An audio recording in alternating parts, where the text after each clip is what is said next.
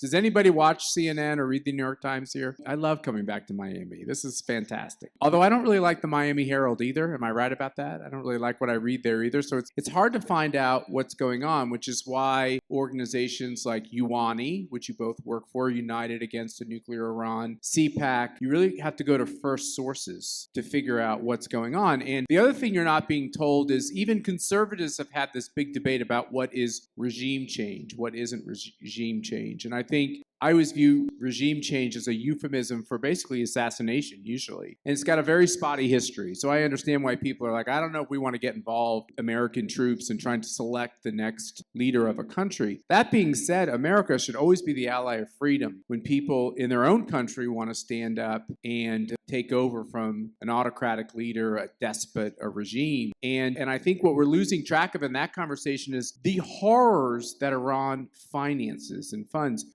You were saying backstage that this supreme leader in Iran is basically the head of al-Qaeda. Is that right? Not many Americans realize this, but the de facto leader of al-Qaeda currently resides in Iran. Iran provides safe harbor for senior al-Qaeda leaders, and it is the leading state sponsor of terrorism for a reason. Ayatollah Khamenei, who's the supreme leader, has presided over a country and a regime that has been killing Americans since its inception. And the latest attack was really an attempt to settle accounts, and this was long overdue. And in this crowd, Hiva, this is true cooperating with the terrible dictator in Cuba, the terrible dictator in Venezuela. I love how these dictators have elections. We say Islamic Republic or Iranian Republic. It's like these are all, we have to be careful. There's not real elections in these places. Many Iranians call the elections selections. Selections, that's exactly right. But the Iran regime is trying to destabilize and partner with the worst people throughout Latin America, too. Absolutely. And even in U.S., Iran has sleeper cells.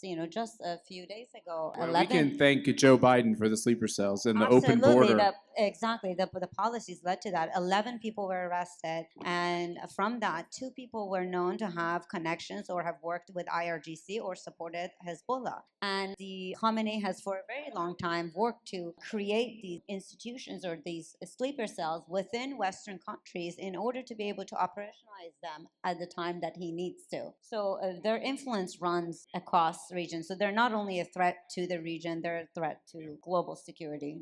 So most Americans I talk to support the bombing, support taking out the nuclear program, and they all ask the next question. What's going to happen next? So, Jason, amidst this whole conservative conversation about whether President Trump is for regime change or isn't, I think he's made it very clear that he's not for it, but he wants to keep the mullahs guessing. Like we said at CPAC, MAGA mullah meltdown. He likes the MAGA mullah meltdown. The mullah's uncertain. What will Trump do? Yeah, I think President Trump's unpredictability has been a strategic asset for the United States. When he came into office, the supreme leader and his officials thought that they could lure the United States into the same Iran nuclear deal that President Trump rightfully withdrew from in 2018. But under President Trump's second term, the Ayatollah has learned the hard way that a deadline is a deadline, and this president has his own principles, and they will have to agree to his terms, otherwise there won't be any deal. Yeah, I totally agree with that. Let's shift topics as we get started today. This whole question of anti-Semitism, which is basically funded and pushed by radical Islamic terrorists and leaders around the globe. We've sadly seen this hit our shores. I guess we might have considered this a Jewish question, right? And when we see Columbia and our other major universities seem to be formalizing this idea that the good people live in Gaza and the nasty people live in Israel, and it's kind of become hip in vogue to trash Jews, to trash Israel. At some point, we all have to wake up. Most of us in this room are probably Christians and Jews. At some point, we have to wake up and realize the people persecuting both communities are being funded by the people out of Iran. It's having a devastating impact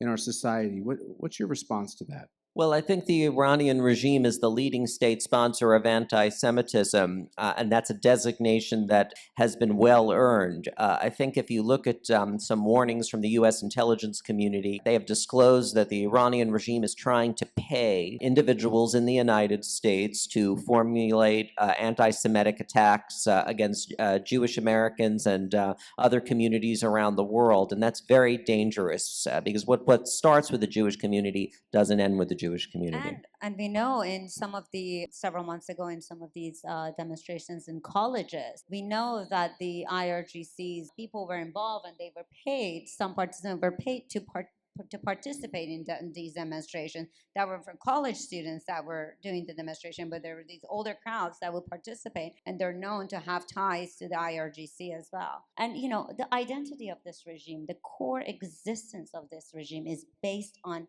hating Israel and destruction of Israel and actually the West.